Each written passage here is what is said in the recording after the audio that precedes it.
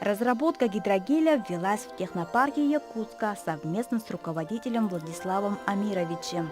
Учитель с учеником разработали гель для регенерации различных травм на основе внеклеточного матрикса.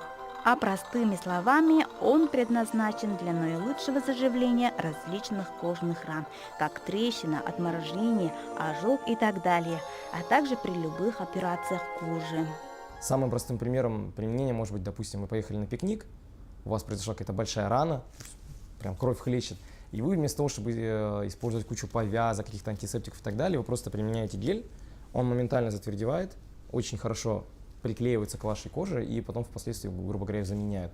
Потому что в сам состав гидрогеля вот этого потом входят ваши собственные клетки, они начнут проникать внутрь этого геля и заменять своими собственными клетками. И поэтому регенерация происходит без шрамов. В практике данный гель применялся на животных, и в дальнейшем он однозначно станет использоваться в области ветеринарии.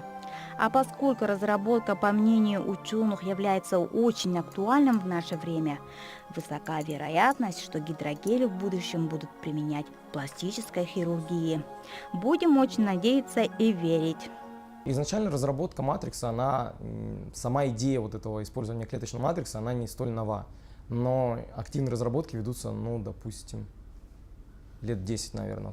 Очень развивается за вот эти последние 10-15 лет рынок регенеративных технологий, и мы стараемся принять в нем максимальное участие в данный момент.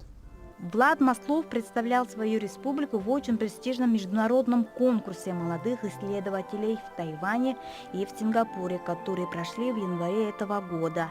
Следует отметить, что эти страны являются одними из лидеров в области науки. Первая конференция была в Сингапуре, она называлась ИСИФ. Там была международная конференция для школьников. Это был такой форум очень интересный, где школьники разных стран могли обмениваться своими мнениями, рассказывать о своей научной деятельности какой-то, и это был колоссальный опыт.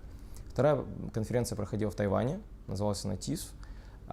Там уже был конкретно конкурс различных проектов, где мы участвовали, и это был тоже огромный опыт. Естественно, там тоже был обмен культурой, и очень много чего интересного узнал.